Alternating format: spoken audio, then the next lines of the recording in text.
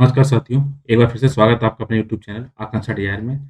इस बेहद ही खास सेशन में बात करते हैं करंट अफेयर्स की, साथ ही साथ करते हैं उनका एनालिसिस। और एनालिसिस से आपको फ़ायदा ये होती है करंट अफेयर के बारे में पता चलता है, साथ ही साथ आपको ये पता चल जाता है कि आपको किस-किस लेवल तक जाके पढ़ाई करनी है। तो उसको शुरू करने से पहले आज के दिन करंट अफेयर में देखते हैं कि नाटो कंट्रीज़ कौन-कौन सी हैं।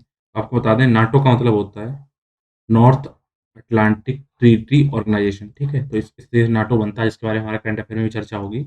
तो आप देख लीजिए इसमें टोटल अगर देखें नाटो में इस टाइम टोटल कंट्रीज़ कितनी हैं, तो नाटो के अंदर टोटल 29 कंट्रीज़ हैं और 29 कंट्रीज़ में कौन-कौन सी हैं? Albania, Belgium, Bulgaria, Canada, Croatia, French Republic, Denmark, Estonia, French, Germany, Greece, Hungary, Iceland, Italy, Latvia, Lithuania, Luxembourg, Montenegro, Netherland, Norway, Poland, पुर्तगाल, Romania, Slovakia, Slovenia, Turkey, Spain, United Kingdom और USA. तो इस type से total 29 country हैं। ये Atlantic ocean के north में पड़ती हैं, तो ध्यान रखिएगा इनका एक ऑर्गेनाइजेशन है, इसकी आज चर्चा करेंगे। तो आइए देखते हैं आज के प्रमुख करंट अफेयर क्या-क्या हैं।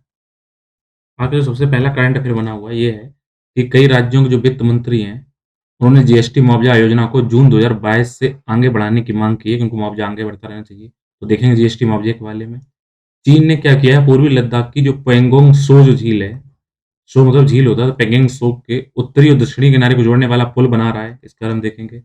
अस्थायी संयुक्त राष्ट्र सुरक्षा परिषद के सदस्य जो वहाँ पे हैं, कौन-कौन से हैं? चीन है, फ्रांस है, रूस है, ब्रिटेन है और अमेरिका, ठीक है? 5 कंट्री कौन-सी हैं? अमेरिका, ब्रिटेन, रूस, फ्रांस, चाइना। ये परमाणु हथियारों के प्रसार को रोकने और परमाणु संघर्ष से बचने का संकल्प लिया है। इसके लिए परमाणु हथियारों की अप्रसार संधि, जिसको एनपीटी के नाम से जाना जाता है, इस संधि की नवीनतम समीक्षा करने के बाद उन्होंने बयान जारी किया है, जिससे अब क्या हुआ है, कोविड-19 महामारी के कारण 4 जनवरी को निर्धारित तिथि के बाद के वर्ष को स्थगित कर दिया गया इसकी चर्चा को। आज के बारे में देखेंगे एनपीटी आखिर है क्या? रूस ने अपनी महत्वाकांक्षी जो नाटो सदस्य हैं, उनको यूक्रेन के साथ अपनी सीमा पर 1 लाख से अधिक सैनिकों को तैनात किया है। तो इसका मतलब क्या है, यूक्रेन कंट्री में क्या हुआ है, एक तरफ नाटो खड़ी हो गई है आके और दूसरी तरफ कौन आ गया, रशियन आर्मी खड़ी हो गई है। इसके बारे में आज हम बात करेंगे। आपको बताना चाहिए कि जिस टाइप से हम कंप्यूटर हार्डवेयर वगैरह चलाए जहाँ पे चिप हैं, तो क्या हुआ है, वैश्विक स्तर पर चिपों की क्या हुई है, जल्दी कम होने के कोई संकेत नहीं मिले, चिप कहीं पे कमी आ जाएगी। इसके पीछे कारण ये हो रहा है कि जो वैश्विक चिप है जिसमें कुछ बोल रहे हैं कि कमी आएगी, उसमें क्या है, चिप लगातार खराब हो रही हैं, बेहतर नहीं की जा रही हैं। कुछ उद्योगों के स्पेशलिस्ट का ये भी कहना है कि योग्य कर्मचारियों की कमी एक बढ़ती हुई समस्या है, जिससे क्या होगा, जो इंटेलिजेंट जो इंजीनियर वगैरह हैं, वो क्या करेंगे, नए चिप्स डिज़ाइन करने और अधिक जटिल लोगों के विनिर्माण समस्याओं को हल करने के लिए आवश्यकता है कि अब चिप को और सही स्तर से बनाया जाए। पुराने ढर्रे के ना बने, जिससे कि आगे कमी ना आ पाए, इसके बारे में बात करेंगे। दूरसंचार विभाग अर्थात डिपार्टमेंट ऑफ टेलीकम्युनिकेशन ने बात कही है कि गुरुग्राम, बैंगलोर, कोलकाता, मुंबई, चंडीगढ़, दिल्ली, जामनगर, अहमदाबाद, चेन्नई, हैदराबाद, लखनऊ, पुणे और गांधीनगर 2022 में 5G सेवा प्राप्त करने वाले पहले शहरों की सूची में शामिल हो जाएँगे। 5G के बारे में हम बात करेंगे। गणितीय विज्ञान संस्थान अर्थात इंडियन मैथमेटिक्स साइंस जो है, इंस्टीट्यूट ऑफ मैथमेटिकल साइंस है, जो चेन्नई में, वो इस साल 3 जनवरी को अपने अस्तित्व के 60वें वर्ष में आ गया है, उसको 60 वर्ष पूरे हो गए हैं। आरबीआई ने ऑफलाइन मोड में छोटे मूल्यों के डिजिटल भुगतान की सुविधा के लिए रूपरेखा तैयार कर ली है। अब एक ऐसा कदम है जो कि अर्ध शहरी और जो ग्रामीण क्षेत्रों हैं, वहाँ पर डिजिटल भुगतान करने में बढ़ावा मिलेगा और हम इसके बारे में बात करेंगे। तो आइए जितनी आज करंट अफेयर थी उनको देखते हैं डिटेल में एनालिसिस।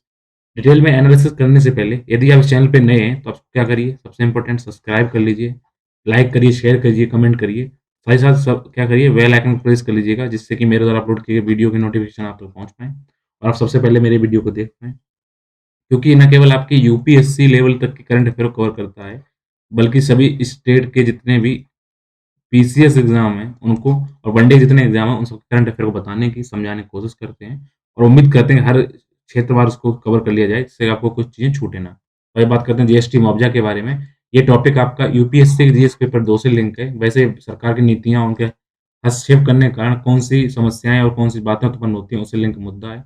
तो देखते हैं जीएसटी कंपनसेशन है क्या, मुद्दा क्या हुआ है? आपको बताना चाहिए कि अभी तक क्या हो रहा था, राज्यों द्वारा जो स्थानीय स्तर के जो इनडायरेक्ट टैक्स थे, उनको लागू करने के लिए अपनी लगभग सभी शक्तियों का हवाला देते हुए जीएसटी को अपनाना उन्होंने संभव करवाया कि आप ठीक है, लेकिन जब जीएसटी उन्होंने अपनाई तो क्योंकि उन्हें घाटा ना हो, इसके लिए सरकार क्या कर रही थी, उनको गैप मतलब कि जो राजस्व कमी जो भी कमी हो रही थी, उसकी आपूर्ति कौन कर रही थी? केंद्र सरकार कर रही थी।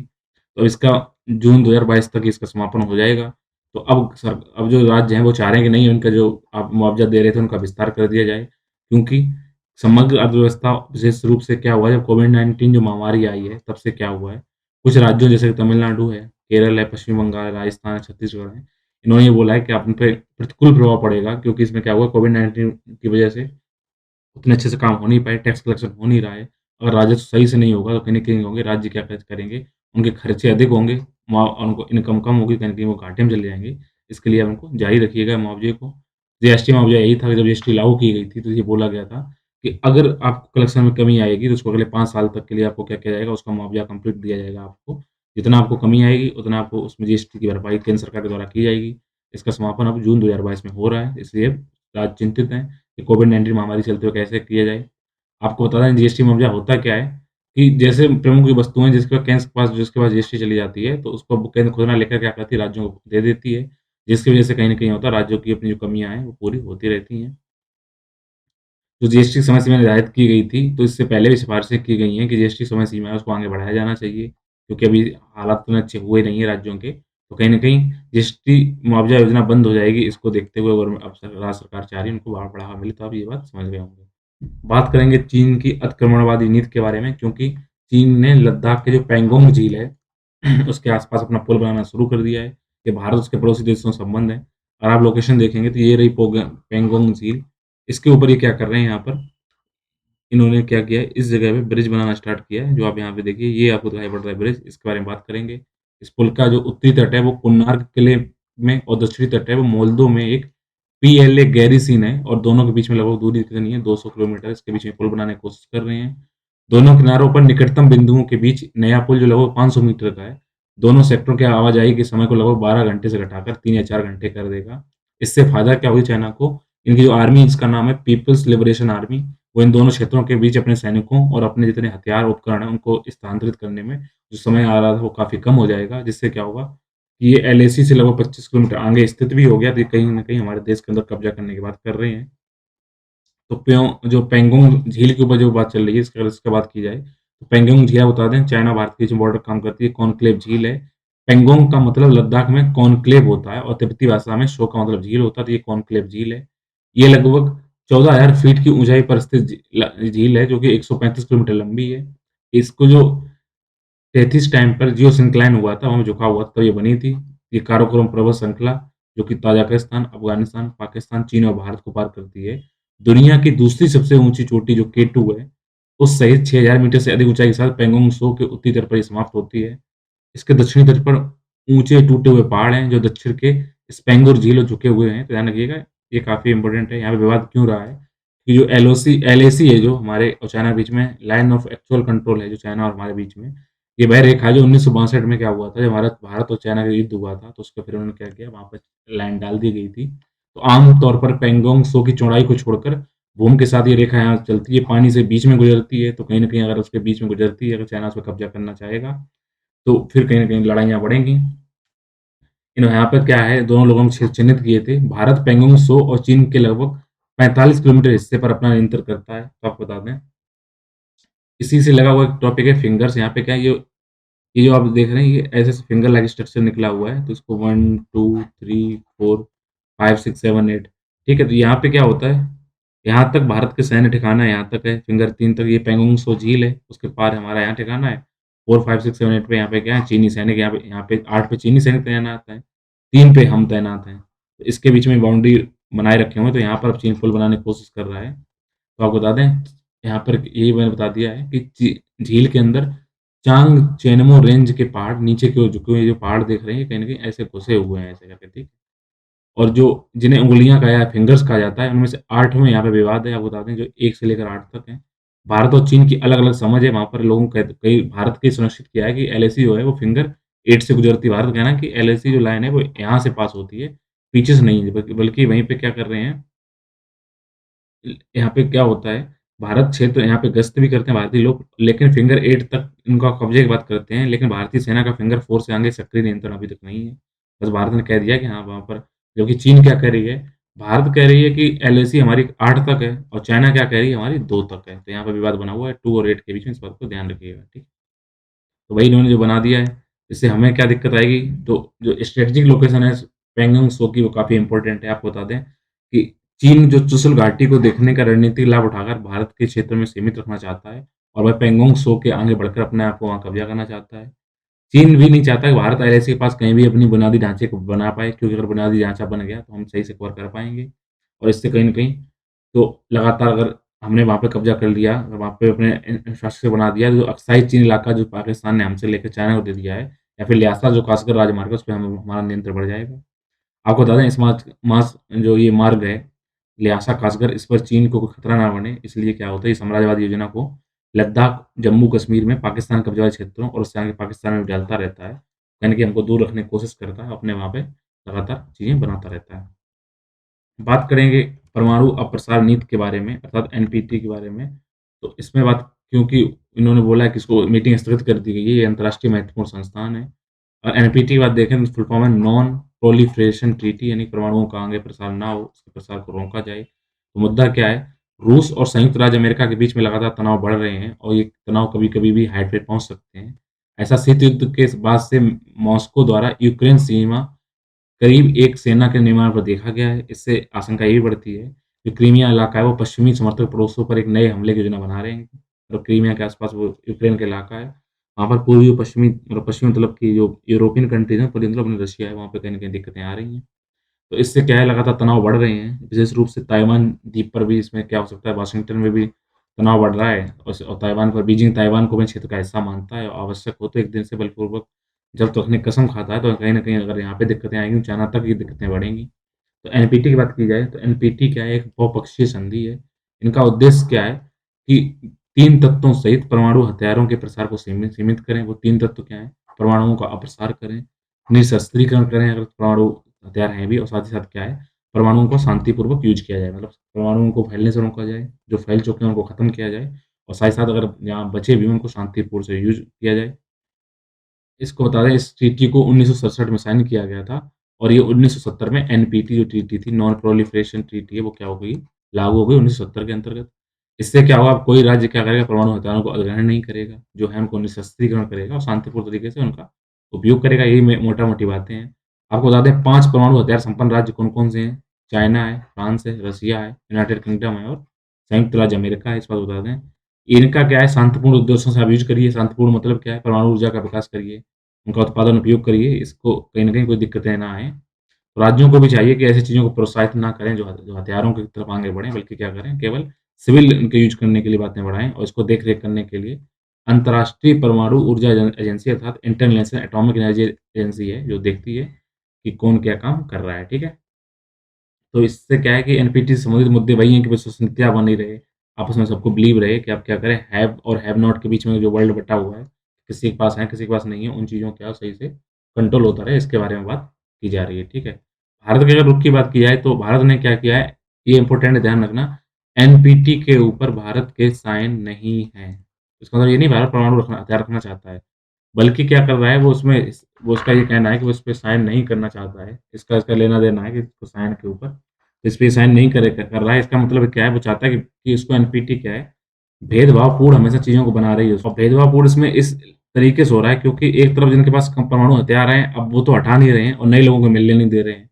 तो कहीं न कहीं इसको मानता है कि गलत तरीके से है। तो भारत का ये कहना है कि आप हम हमेशा शांति चाहते थे, लेकिन एकाधिकार को वैध ना बनाइए और कहीं न कहीं आप सबको इसमें शामिल करिए, तो यहाँ सही रहेगा। यूक्रेन के देश में बात करते हैं कि जहाँ पर नाटो सेनाएँ और रसिया सेनाएँ आमने-सामने खड़ी हो गई हैं। रसिया के 1 लाख से अधिक सैनिक वहाँ पे सामने आ गए हैं। तो आपको देखें आखिर मुद्दा है क्या? रूस का ये कहना है कि अगर नाटो मई 1997 के बाद के गठबंधन में शामिल हुए, यूरोप के सभी देशों से अपनी सेना वापस ले लेता है, तो वो क्या करेगा? वो सैन्य निर्माण का काम करेंगे। इसका प्रभावी अर्थ ये होगा कि नाटो जो कि रसिया से जो वहाँ से कट के बने हुए हैं, ल Latvia, Estonia, Lithuania, Poland, Hungary और चेक गणराज्य जैसे मध्य यूरोपीय राज्यों और क्रोएशिया और स्लोवानिया जैसे बाल्कन राज्यों की सीमा वाले किसी भी बाल्टिक राष्ट्र में काम नहीं कर सकता है, ये रसिया का कहना है। रूस ये भी चाहता है कि नाटो किसी और विस्तार की योजना को छोड़ दे। इसका अर्थ ये है, जो यूक्रेन और जॉर्जिया के अंदर जो सदस्यता इन्होंने कमिटमेंट कर दी है नाटो की, वो भी उन पे हिस्सा नहीं रहेगा। आपको बता दें, जो बेसिकली दिक्कत हो कहाँ पे रही है, ये जो यूक्रेन कंट्री है, एक तरफ रशिया है, दूसरी तरफ यहाँ पे रोमानिया, हंगरी, स्लोवाकिया, पोलैंड है। इसके बीच में जो क्रीमिया क्षेत्र था, जिस पे रसिया ने कब्जा कर रखा है, तो इस पे यहाँ पे ये नाटो की तैनाती की दिक्कत दे रहे हैं। इस पर जो पश्चिमी देश हैं, उनका ये कहना है अमेरिका और नाटो अधिकारियों ने दो टूक जवाब देते हुए कहा है कि रूस ने जो प्रस्ताव दिया है, वो कोई कल्पनीय है, कल्पना लोक में है, वो कोई इसका कीमत नहीं है। और उन्होंने जोर देते ये भी कहा है कि यूक्रेन और हर दूसरे देश को अपने विदेशी नीति निर्धारण करने का अधिकार है। अगर वो हमारे साथ शामिल होना चाहते हैं, तो हम ज़रूर शामिल होंगे, तो रशिया उनको रोक नहीं सकता, इस बात का आप ध्यान रखिएगा। वो चाहते हैं कि सब अपने संप्रभु हैं, सबको अपना अधिकार है, इस बात पे बात करी जाए। और उनके नाटो का सदस्य बनने के लिए रूस के वीटो पावर को विचार को भी खारिज किया जा रहा है कि इनका नाटो खत्म कर दिया जाए। कहीं न कहीं दूसरों पर कब्ज़ा करने के बाद रशिया कर रहा है। अगर हम बात करें कि नाटो के बारे में, जिसको उत्तरी अटलांटिक संधि संगठन अर्थात नॉर्थ अटलांटिक ट्रीटी ऑर्गेनाइजेशन के नाम मानी जाती है। ये क्या है? एक अंतर सरकारी सैन्य संगठन है, जिसको वाशिंगटन संधि के द्वारा बनाया गया था। 4 अप्रैल 1949 को इस पे साइन हुए। नाटो के मुख्यालय की बात की जाए तो नाटो का मुख्यालय कहाँ पे? ब्रुसेल्स में। ब्रुसेल्स कहाँ है? बेल्जियम में, यूरोपियन कंट्री है ये। इसके अंतर्गत एलाइड कमांड ऑपरेशन का मुख्यालय मॉन्स, बेल्जियम के अंदर स्थापित किया गया है। आपको बता दें यहाँ पर मूल 12 देश शामिल थे, अब इसमें बढ़कर 29 से 30 हो गए हैं। कभी रसिया अंदर मतलब इसको बाहर हो गया, तो कभी 30 हो गए हैं। तो अभी नाटो में जोड़ा जाने वाला सबसे हालिया सदस्य कौन-सा था? 27 मार्च को 2020 को मैसेडोनिया जोड़ा गया, ध्यान रखिएगा। तो आखिरी जो 30वां सदस्य है नाटो का, वो कौन-सा है? मैसेडोनिया है, ठीक है? ये कोशिश करते हैं कि जो अटलांटिक क्षेत्र का उत्तरी हिस्सा है, वहाँ पर क्या बोले शांति बनी रहे, सुरक्षा बनी रहे, ठीक है? अगला टॉपिक देखते हैं कि दुनिया में कंप्यूटर चिप्स की कमी आ रही है और क्या मायने हैं इसके बारे में। ये टॉपिक आपका साइंस और टेक्नोलॉजी संबंधित मुद्दे हैं, उससे डेवलपमेंट कैसा और क्या। जैसे आपने देखा होगा, जैसे आप कंप्यूटर वगैरह खोलते हैं, मोबाइल वगैरह में चिप आपको दिखाई पड़ती हैं। आईसी कहीं होता है, कुछ होता है, तो इनकी कमी क्यों हो रही है, इसको आपको बताते हैं। कमी का मेन रीज़न क्या है कि जो भई पुराने ढर्रे पे सारे काम चल रहे हैं, कहीं न कहीं क्या है कि इतनी भाग-दौड़ में क्या हो रहा है, जो हाई क्वालिटी के लोग आने चाहिए, वो नहीं आते हैं।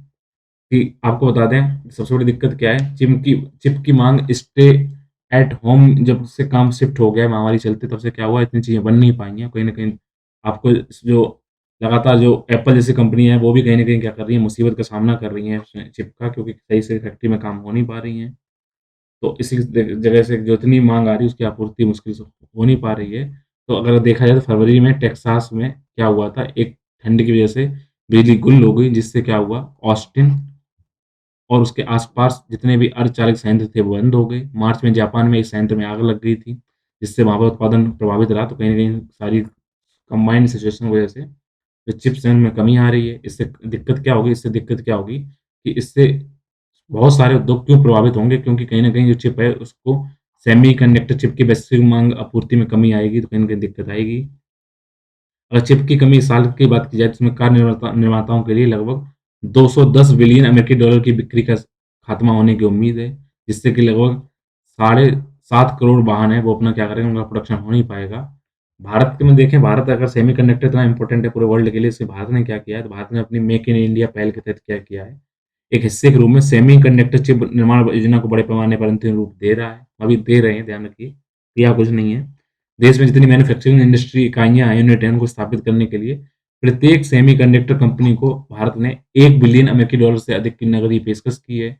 और इसने कहीं न कहीं क्या किया है, स्थायी रूप से बने चिप्स को विश्वसनीय स्रोत के रूप में नामित भी किया जाएगा। और इन्होंने ये भी बोला है, सीसीटीवी कैमरे से लेकर जो 5G उपकरण हैं, उनके उत्पादों में इसका यूज़ कर सकते हैं। तो इतना जो हौवा मचा हुआ है सेमीकंडक्टर चिप्स के बारे में अगर है क्या, तो आप बता दें सेमीकंडक्टर क्या होते हैं। एक एकीकृत सर्किट, जिसको आईसी इंटीग्रेटेड सर्किट बोलते हैं, या जिसको माइक्रोचिप्स बोलते हैं, इसके रूप में जाना जाता है। अक्सर ये सिलिकॉन, जर्मेनियम, गैलियम और सेनाइड जैसे यौगिक से बनी होती हैं। ये वही चीज़ है जो इलेक्ट्रॉनिक वस्तुओं को स्मार्ट और तेज़ बनाती हैं। इंटीग्रेटेड सर्किट है, थोड़ा स्पीड से काम करने में करती हैं। आप बता दें आईसी ने कितना फ़ायदा किया है। स्टार्टिंग में जो पहला कंप्यूटर बना था, वो लगभग 1 कमरे बराबर था। आप सोचिए, आपका कंप्यूटर आपके हाथ में आ गया है। ये सब आईसी का ही कमाल है। ये अर्धचालक होती हैं और इसके अंदर मेमोरी का कार्य करती हैं, डाटा स्टोरेज का कार्य करती हैं और चीज़ों को तो काफ़ी आसान बनाती हैं, ठीक है? इस चीज़ को ध्यान रखिएगा। अगला टॉपिक देखते हैं 5G रोल आउट के बारे में। 5G भारत के अंदर कुछ नामी-गिरामी शहरों में स्टार्ट होने की संभावना है 2022 तक। ऐसा यहाँ पर दूरसंचार विभाग ने कहा है। तो परीक्षण की बात की जाए, तो सरकार का ये कहना है कि 5G स्पेक्ट्रम की नीलामी मार्च या अप्रैल 2022 में स्टार्ट हो जाएगी, क्योंकि इससे क्या है, कहीं न कहीं हम ट्रायल हो चुके हैं, भारत में इसकी शुरुआत की जाएगी। ये टॉपिक आपका आईटी और कंप्यूटर से संबंधित है। आपको बता दें, भारतीय संचामक नियामक प्राधिकरण, जिसको ट्राई का नाम दिया गया है, telecommunication regulation authority of India, इनके हितधारकों ने परामर्श के अंतिम चरण में हैं। उन्होंने अपने डिस्कशन कर लिए हैं, सिफारिशें भी प्रस्तुत करने की कोशिश कर रहे हैं। उनका ये मानना है कि जल्दी से इसको चालू करिए, क्योंकि इनकी परीक्षण उनकी स्पीड और ट्रायल वगैरह लगभग हो चुके हैं और कहीं न कहीं अब हम इस स्थिति में आ गए हैं अपने आप को 5G में चालू कर दें। तो आपको बता दें 5G है क्या? 5G 4G का अगला रूप है। जी मतलब यहाँ पे जनरेशन है यानी कि 5th जनरेशन में हम जानने को तैयार हैं।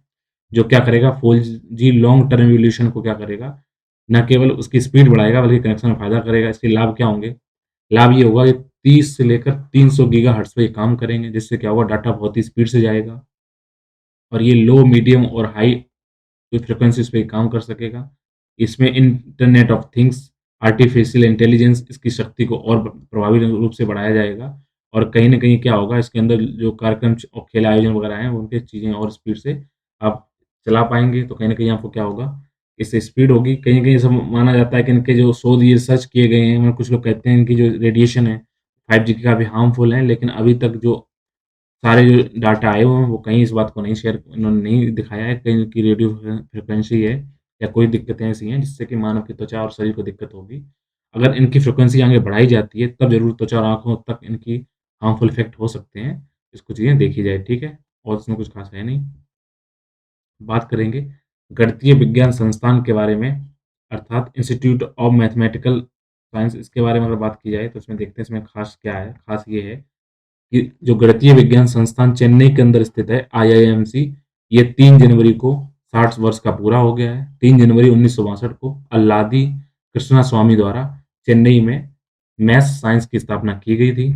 नोबेल पुरस्कार विजेता सुब्रमण्यम चंद्रशेखर ने इसका उद्घाटन दिया था, वहाँ पर अपनी स्पीच दी थी, जिससे क्या हुआ इसको और पहचान मिली। 1984 में परमाणु ऊर्जा विभाग ने संस्थान का कार्यभार संभाल लिया है, तब से यहाँ पे डिपार्टमेंट ऑफ एटॉमिक एनर्जी इसको कार्यभार संभालता है। बात करेंगे आरबीआई के उठाए गए कदम के बारे में क्योंकि अब आरबीआई ने क्या किया है, अब छोटे ऑफ़लाइन ई-भुगतान को मंजूरी दे दी है। तो भारतीय रिज़र्व बैंक अर्थात रिज़र्व बैंक ऑफ इंडिया ने ऑफ़लाइन मोड में छोटे मूल्य के डिजिटल भुगतान की सुविधा के लिए एक नया रूपरेखा प्रस्तुत की है। अगर यह एक ऐसा कदम है जो कि ऐसे क्षेत्र जहाँ पर शहरों का पूर्व विकास नहीं हुआ है अर्थात वो अर्ध शहरी हैं या फिर ग्रामीण क्षेत्रों में क्या होगा डिजिटल भुगतान करना आसान होगा। अब वो भी यहाँ पे ऑनलाइन पेमेंट कर सकेंगे। ऑफ़लाइन अगर ई-पेमेंट की बात की जाए, तो ऑफ़लाइन जो डिजिटल भुगतान होगा इसके लिए इंटरनेट और किसी भी दूरसंचार कनेक्टिविटी की आवश्यकता नहीं होगी। इस तरीके के भुगतान के लिए किसी भी चैनल या उपकरण जैसे कि कार्ड, आपका वॉलेट या मोबाइल उपकरणों का उपयोग करके आमने-सामने क्या करेंगे अब मतलब आपने इसको एक-दूसरे टच करेंगे तो क्या होगा वहाँ पर रुपए ट्रांसफर हो सकेंगे। इस तरह के लेन-देन के लिए जो प्रमाणीकरण के अतिरिक्त कारक की आवश्यकता नहीं होगी, सिर्फ आप एक बार ऑथराइज़ हो जाइए, बात हो जाएगा। चूँकि ये लेन-देन ऑफ़लाइन होगा इसलिए ग्राहक को क्या होगा, एक समय अंतराल के बाद एसएमएस या फिर ईमेल के माध्यम से ये आपको पता चल जाएगा कि हाँ, अपनी ट्रांज़ैक्शन हो गया है, तुरंत नहीं मिलेगा क्योंकि यहाँ पर कोई नेट का यूज़ नहीं किया जा रहा है। इसमें बस ये दिक्कत है क्योंकि इसमें जो लेन-देन है उसकी सीमा 1 दिन में सिर्फ क्या 1 बार में कितनी है, ₹200 की गई है और ₹2000 तक आप उसमें ट्रांसफ़र कर सकते हैं, लेकिन एक बार में आप कितना रुपए ट्रांसफ़र कर सकते हैं केवल 200 कर सकते हैं, इस बात को ध्यान रखिएगा।